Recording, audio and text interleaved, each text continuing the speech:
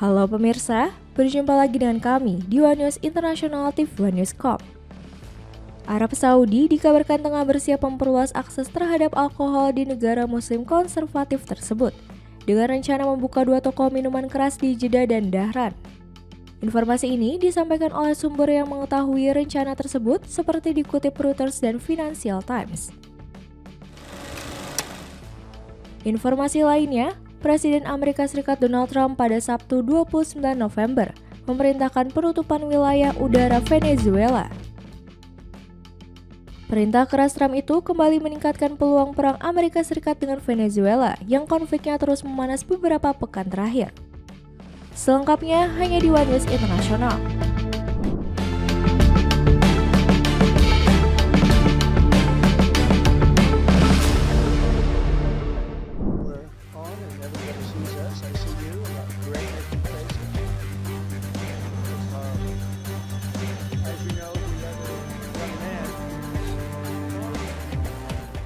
Presiden Amerika Serikat Donald Trump pada Sabtu 29 November 2025 memerintahkan penutupan wilayah udara Venezuela.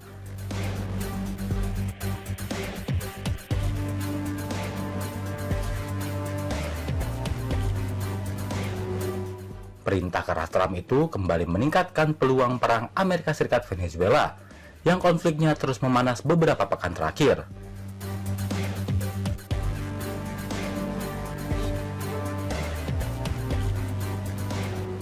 Di media sosial Truth Social miliknya, ia mengimbau semua pihak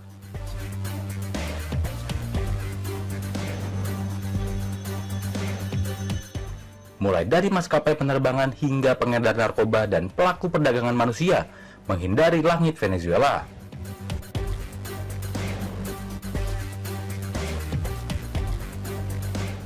Peringatan ini muncul setelah otoritas penerbangan Amerika Serikat mengimbau para maskapai meningkatkan kewaspadaan di sekitar wilayah udara Venezuela.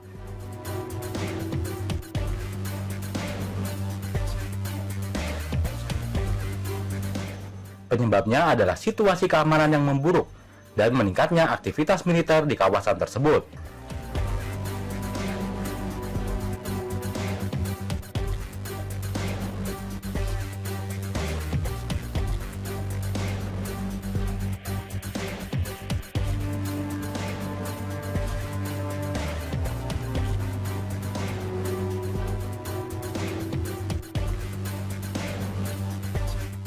Pemerintah Venezuela menanggapi pernyataan tersebut dengan kecaman keras.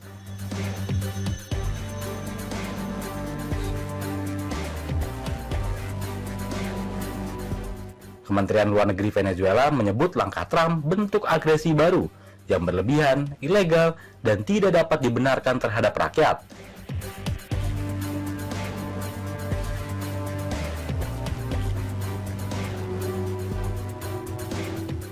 Dalam pernyataannya, pemerintah juga memperingatkan bahwa penutupan wilayah udara dapat menghambat program repatriasi migran Venezuela dari Amerika Serikat.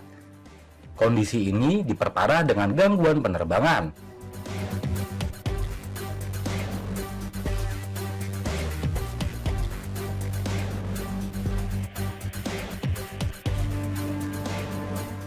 Hingga Sabtu 29 November sore, situs pelacakan penerbangan Flightradar 24 hanya menunjukkan sedikit aktivitas pesawat di atas Venezuela.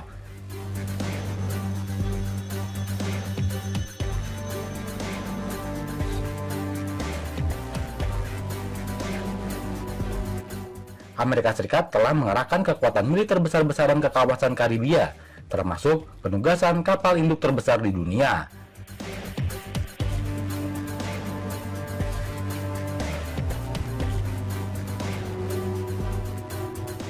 Washington berdalih operasi ini bertujuan memberantas perdagangan narkoba.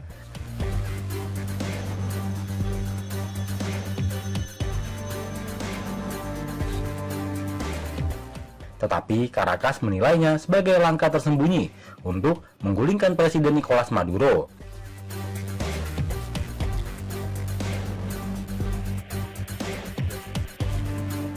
Sejak awal September 2025, pasukan Amerika Serikat telah melancarkan serangan terhadap lebih dari 20 kapal yang dicurigai membawa narkoba di Laut Karibia dan Samudra Pasifik Timur.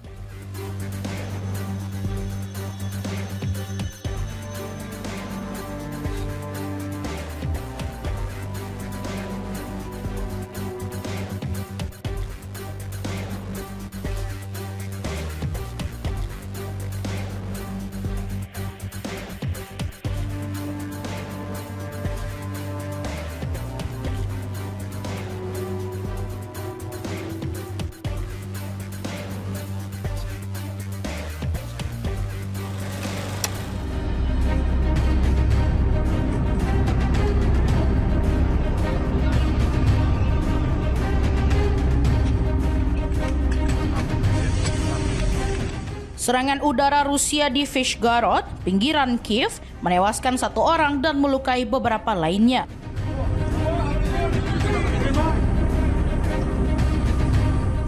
Meningkatkan kekhawatiran menjelang pembicaraan perdamaian Ukraina dengan Amerika Serikat.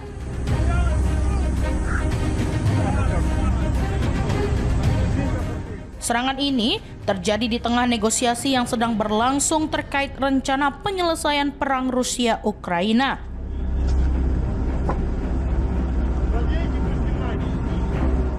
Daerah Vyshgorod kembali menjadi sasaran serangan Rusia pada Minggu 30 November 2025 ketika rudal menghantam kawasan permukiman.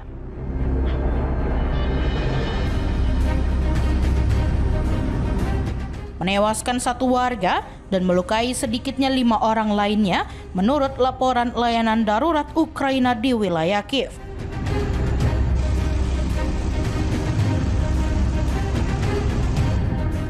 Tim pemadam kebakaran terlihat berupaya memadamkan api di sejumlah gedung yang terbakar, sementara petugas palang merah membantu evakuasi penduduk.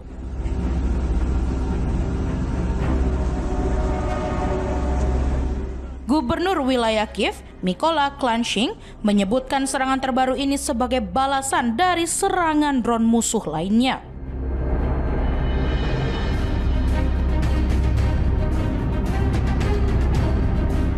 Dan tim penyelamat masih mengevakuasi penghuni gedung tinggi serta menangani kebakaran yang terjadi.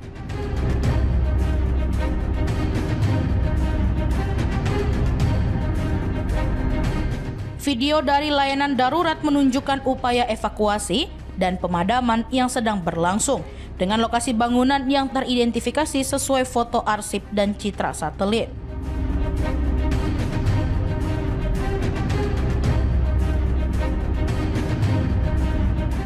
Namun, tanggal pasti pengambilan video belum dapat diverifikasi secara independen.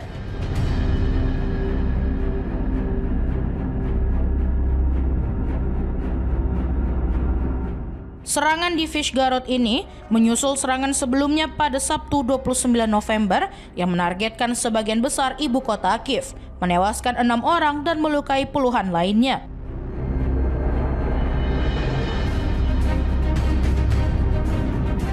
Sehari sebelumnya, pada Jumat 28 November, serangan drone dan rudal Rusia juga menimbulkan korban jiwa dan memutus jaringan listrik di beberapa wilayah pinggiran ibu kota.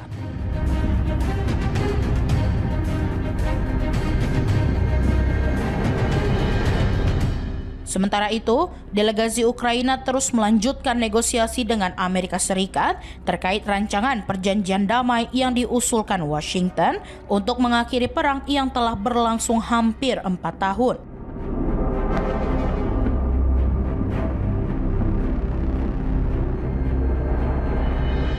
Proposal awal Amerika Serikat memuat ketentuan yang menuntut Ukraina menarik diri dari wilayah Donetsk Timur sementara secara de facto mengakui Donetsk, Crimea, dan Luhansk sebagai bagian dari Rusia.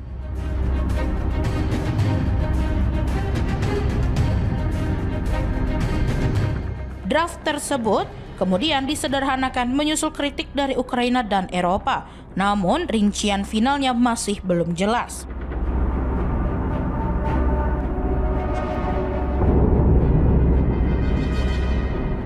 Dalam perkembangan diplomatik lain, Presiden Ukraina Volodymyr Zelensky dijadwalkan mengunjungi Paris pada Senin 1 Desember untuk menggelar perundingan dengan Presiden Prancis Emmanuel Macron.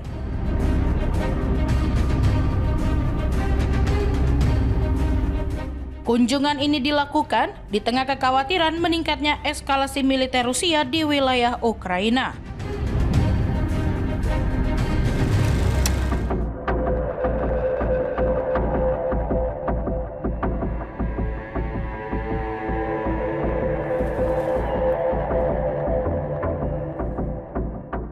Otoritas keamanan Ukraina merilis rekaman baru yang disebut menampilkan serangan terhadap 2 kapal tanker Shadowfield Rusia di Laut Hitam. Langkah yang kembali menyoroti tekanan Kiev terhadap jalur logistik energi Moskow.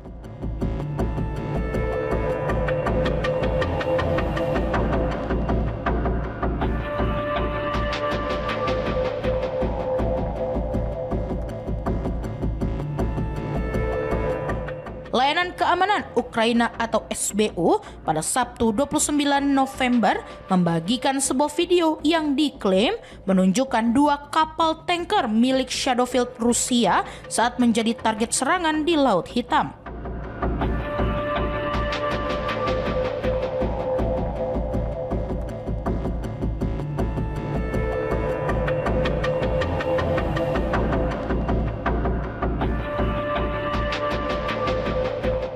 Rekaman itu memperlihatkan sudut pandang dari kapal kecil berkecepatan tinggi yang mendekati tanker sebelum potongan gambar lain menampilkan ledakan besar di bagian bawah kapal.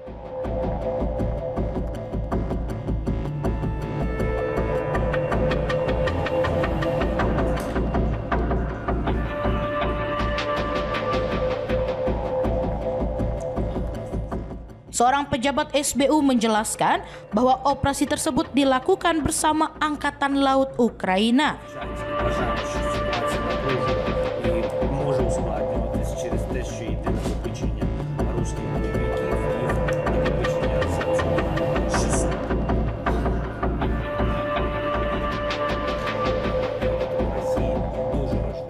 Ia menyebutkan kedua kapal Kairos dan Virat sedang menuju pelabuhan Novorosiysk, salah satu titik pengiriman minyak utama Rusia.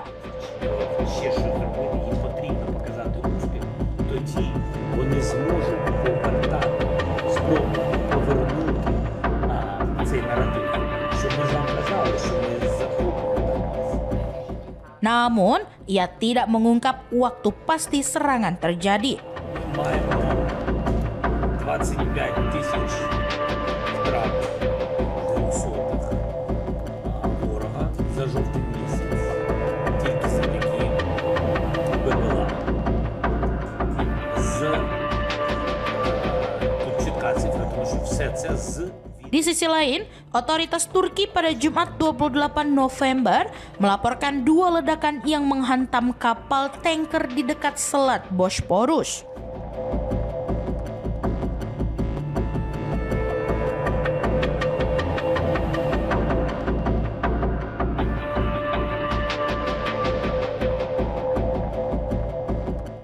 Mereka menyebut kebakaran sempat muncul di atas kapal dan tim penyelamat langsung dikerahkan untuk membantu para awak.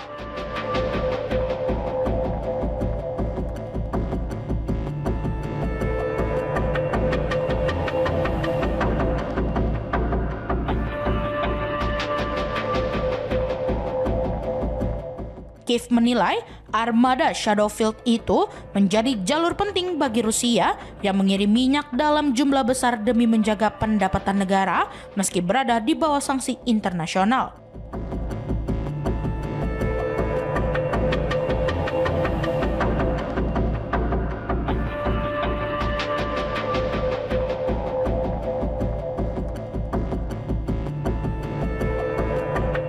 Karena itu, Ukraina kembali meminta langkah global yang tegas terhadap jaringan tersebut.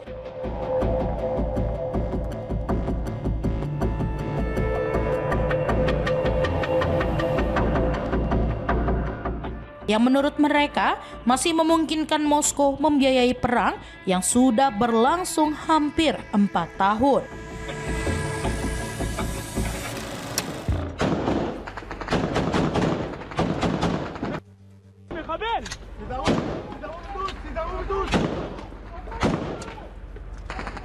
Militer Israel pada Jumat 28 November merilis rekaman video yang disebut menunjukkan operasi penggerbekan di desa Bejin, Suriah.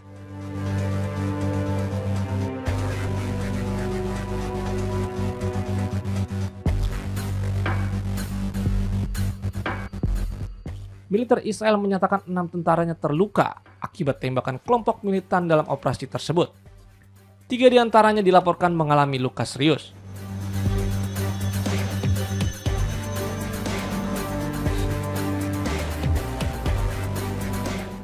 Media pemerintah Suriah melaporkan bahwa 13 orang tewas dalam serangan Israel di wilayah selatan Suriah. Sementara Damaskus menuduh Israel melakukan serangan kriminal terhadap desa tersebut.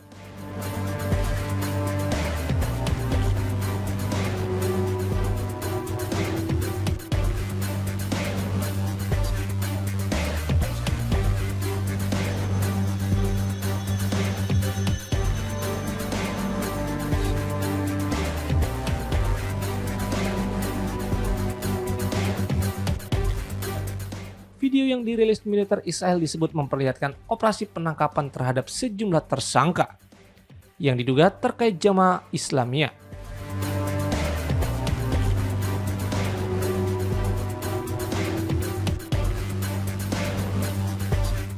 Kelompok Islamis Sunni Lebanon yang pernah menembakkan roket ke Israel dari wilayah Lebanon saat Perang Gaza. Militer Israel menuding kelompok tersebut terlibat dalam rencana teror.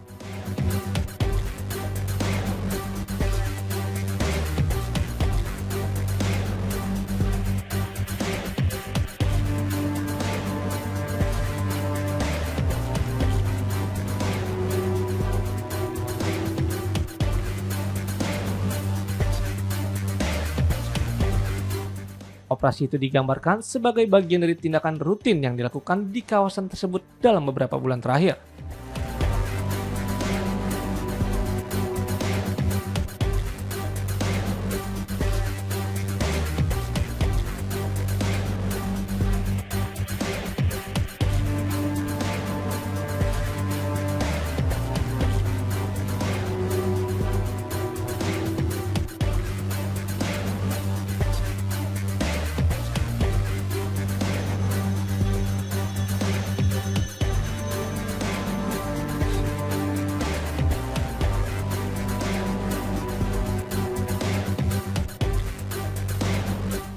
Jumlah korban menunjukkan bahwa serangan tersebut berkembang menjadi salah satu yang paling mematikan sejak Presiden Bashar al-Assad digulingkan setahun lalu.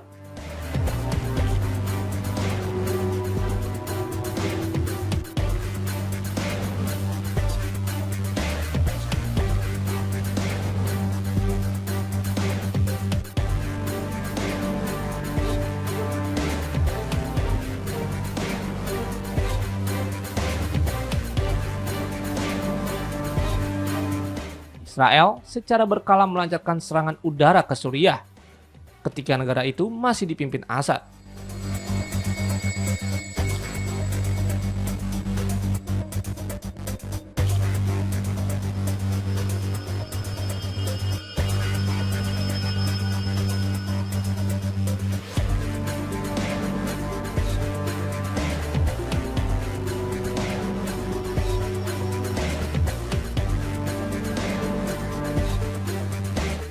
Selain itu, ia juga meningkatkan operasi militernya setelah ia digulingkan, dengan alasan untuk mencegah kelompok militan mendekati perbatasan.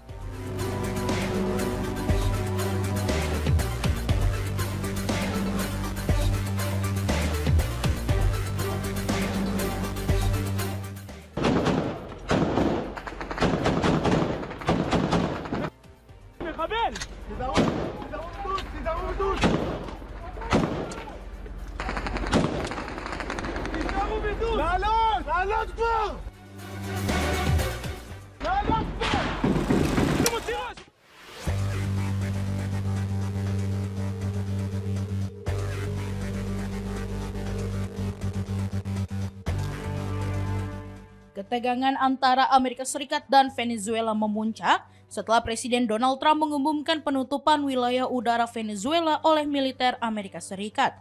Langkah yang langsung ditolak Caracas dan memicu kekhawatiran kemungkinan serangan militer.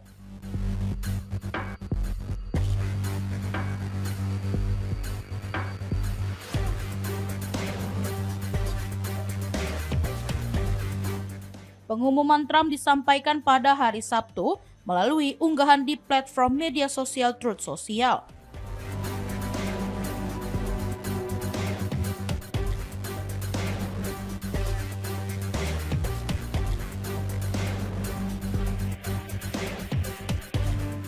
Yang menegaskan bahwa seluruh wilayah udara di atas dan sekitar Venezuela akan ditutup.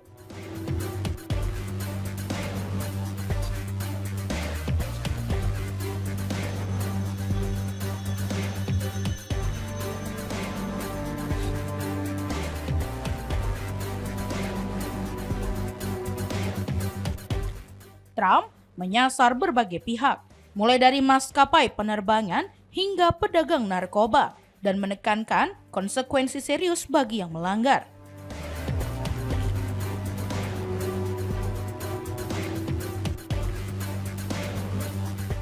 Pemerintah Venezuela menanggapi langkah ini sebagai serangan ilegal yang melanggar kedaulatan nasional.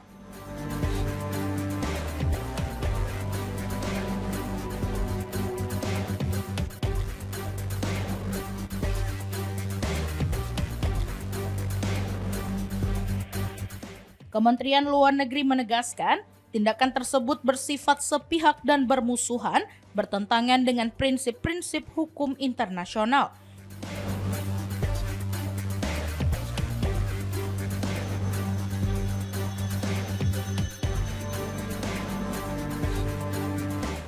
Pernyataan resmi yang dirilis oleh kementerian menyebut langkah Washington sebagai provokasi yang bisa memperburuk situasi keamanan di kawasan.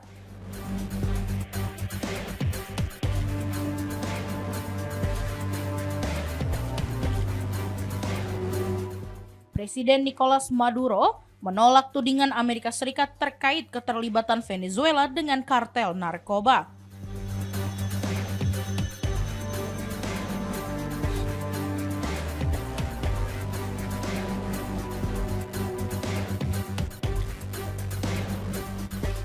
Ia memperingatkan Washington untuk tidak memulai konflik, menyebut kemungkinan agresi sebagai perang gila.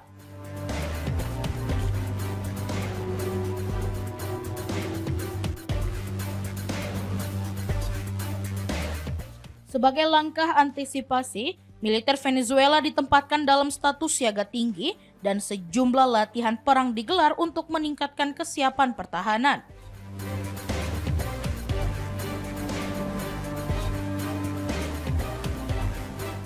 Di sisi lain, Administrasi Penerbangan Federal atau FAA Amerika Serikat telah mengeluarkan peringatan bagi maskapai yang terbang di wilayah udara Venezuela karena potensi risiko keselamatan.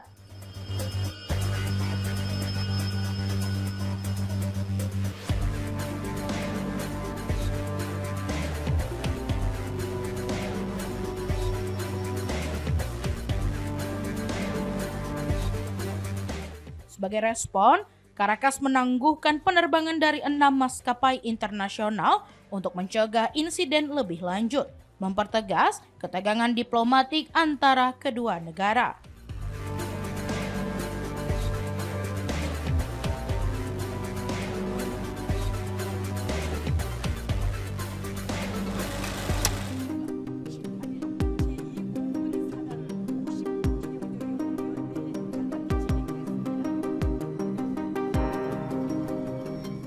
Pemimpin Korea Utara Kim Jong-un kembali menegaskan peran sentral Angkatan Udara dalam strategi pencegahan perang nuklir saat menghadiri peringatan 80 tahun Matra tersebut bersama putrinya di tengah sorotan internasional terhadap perkembangan alutsista dan produksi drone Pyongyang.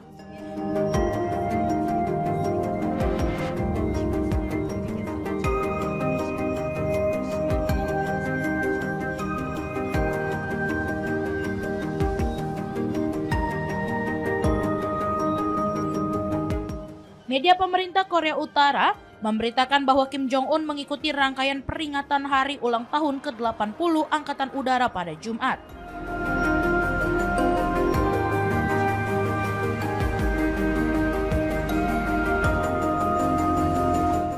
Ia hadir bersama putrinya yang masih belia dan keduanya terlihat mengikuti pertunjukan udara melalui video yang kemudian dirilis lembaga penyiaran negara.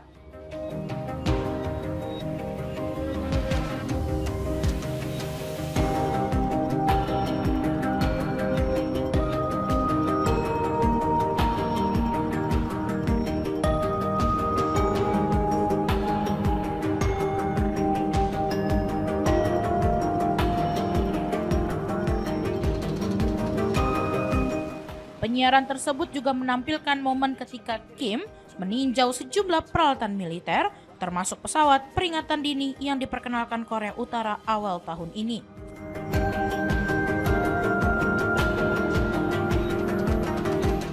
Di kesempatan yang sama, video lain yang dipublikasikan media negara memperlihatkan Kim mengamati deretan alutsista, mulai dari pesawat nirawak hingga peluncur rudal bergerak.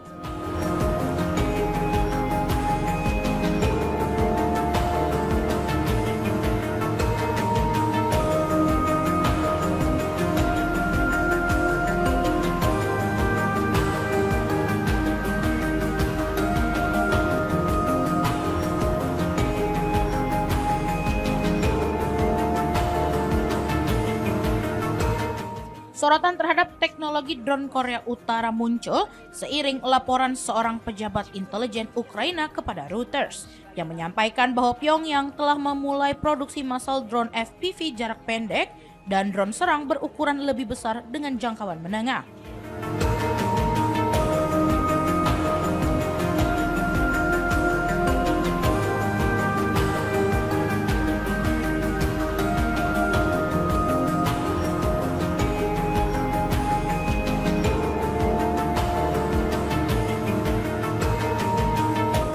Kim, melalui pernyataannya yang dikutip kantor berita KCNA, menyampaikan bahwa pemerintah memiliki harapan besar terhadap angkatan udara sebagai bagian dari sistem pencegahan perang nuklir negara tersebut.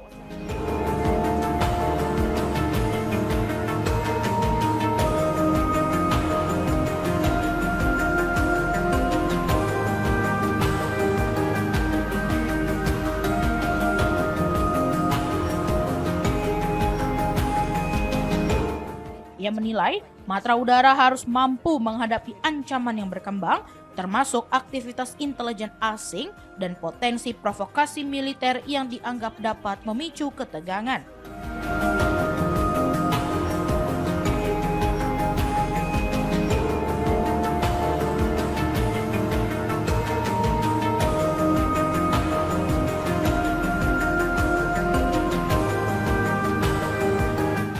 Dalam pidatonya, Kim menambahkan bahwa Angkatan Udara akan menerima aset strategis baru untuk memperkuat kemampuan operasionalnya.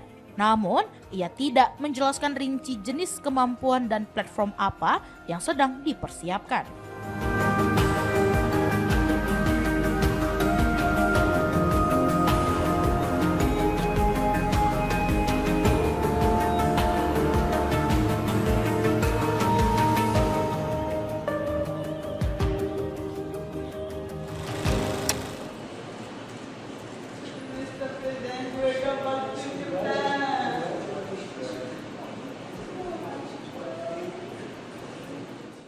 Media Jepang melaporkan bahwa Amerika Serikat dan Jepang disebut telah menyamakan pandangan soal langkah militer yang akan diambil jika konflik meletus di Selat Taiwan, termasuk rencana menargetkan kapal induk Fujian milik China.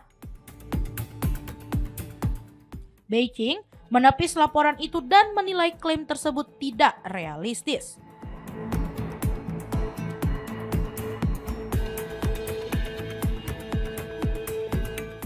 Sankei Shimbun mengungkapkan bahwa pemerintah Jepang telah menyusun pemahaman strategis internal terkait kemungkinan eskalasi di Taiwan. Jika Beijing bergerak menghalangi intervensi Washington, Tokyo dikabarkan siap bekerja sama dengan Angkatan Laut Amerika Serikat untuk menetralisir Fujian. Media Jepang menilai ini sebagai pertama kalinya sebuah kapal induk Cina disebut secara terbuka sebagai target perang. Ketegangan kedua negara meningkat setelah Perdana Menteri Sanae Takaichi menyebut bahwa blokade atau invasi Cina ke Taiwan dapat mengancam keamanan Jepang. Pernyataannya itu merujuk pada aturan pertahanan yang mengizinkan Jepang terlibat dalam operasi kolektif jika keselamatannya dianggap terancam. Cina bersikeras atas sinyal tersebut. Pemerintah di Beijing menilai sikap Tokyo sebagai provokasi dan melayangkan protes melalui PBB, menghubungi Presiden Amerika Serikat Donald Trump hingga menghentikan beberapa impor dari Jepang.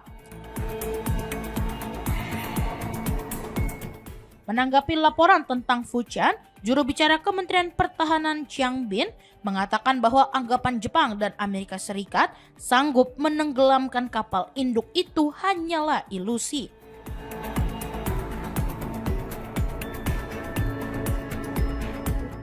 Ia menegaskan bahwa Fujian bukan kapal perang era lama dan memperingatkan bahwa pihak manapun yang merugikan kepentingan inti Cina akan menghadapi konsekuensi serius. Laporan media Jepang itu juga menyoroti pesatnya perkembangan armada Cina.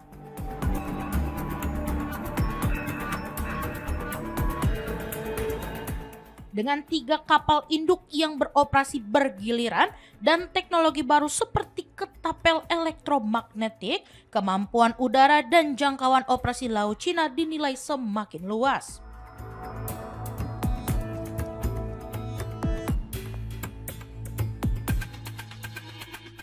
Kehadiran peringatan dini dan kapal perusak pendamping disebut membuat gugus tugas Cina mampu bertindak jauh dari pantai, bahkan berpotensi menghadang pesawat Amerika Serikat di kawasan Asia Timur. Bagi Jepang, setiap eskalasi di Taiwan dianggap langsung berkaitan dengan pertahanannya.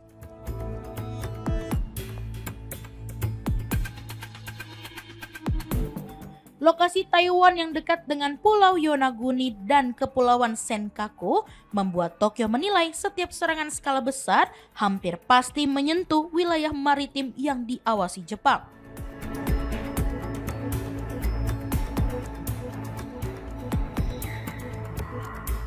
Karena itu, skenario Taiwan dipandang sebagai bagian dari keamanan nasional Jepang.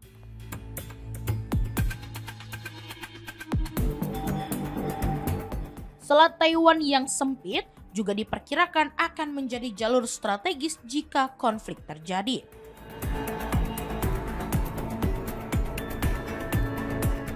Fujian yang mulai diuji coba melewati selat tersebut pada September dinilai Beijing sebagai kapal yang dapat memimpin operasi udara dan blokade laut. Dengan peresmian pada awal November, China kini bergabung dengan Amerika Serikat sebagai negara yang mengoperasikan kapal induk berbasis ketapel elektromagnetik. Sebuah teknologi yang memungkinkan pesawat lepas landas dengan beban penuh.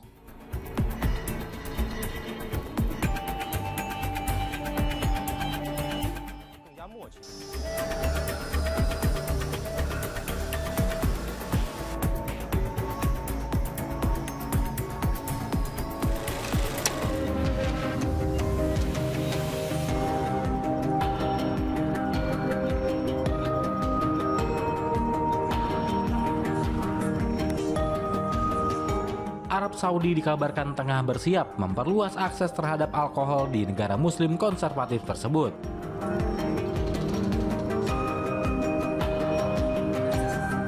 Dengan rencana membuka 2 toko minuman keras di Jeddah dan Dahran.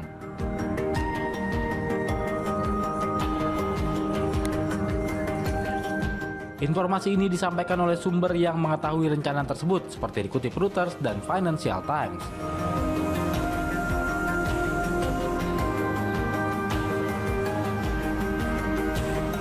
Langkah ini mengikuti pembukaan gerai pertama pada tahun lalu di kawasan diplomatik Riyadh yang memungkinkan staf misi diplomatik non-muslim membeli alkohol.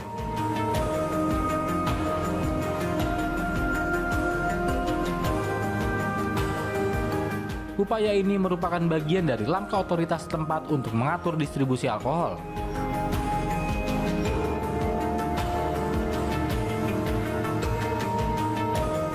seiring ambisi putra mahkota Muhammad bin Salman dalam membuka negara guna menarik lebih banyak wisatawan serta pekerja asing keahlian tinggi.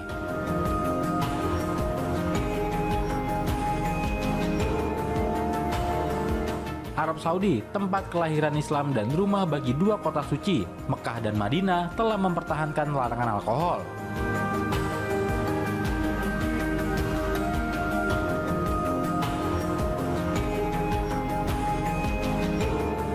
Selama beberapa dekade hingga akhirnya mengizinkan pembukaan gerai di Riyadh tahun lalu.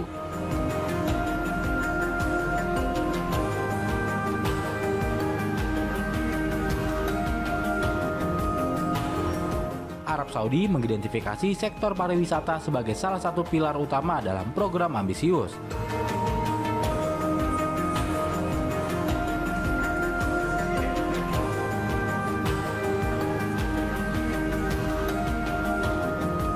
Untuk mengidentifikasi ekonomi dan mengurangi ketergantungan pada pendapatan minyak dengan target 150 juta kunjungan wisatawan pada tahun 2030.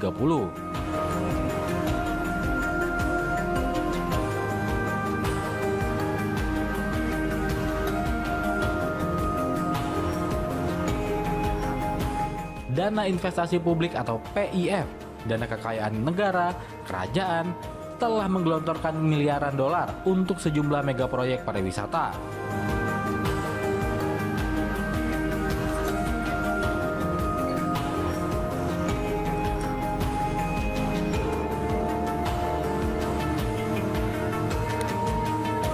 Termasuk distrik hiburan di Barat Riyadh, serta berbagai resor pulau mewah di Laut Merah.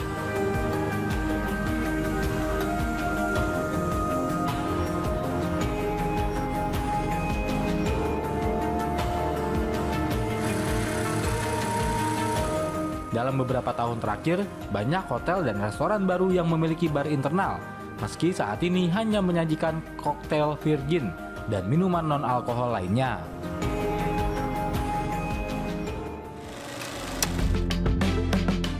Demikian informasi yang dapat kami sampaikan pemirsa. Terima kasih telah bergabung bersama kami.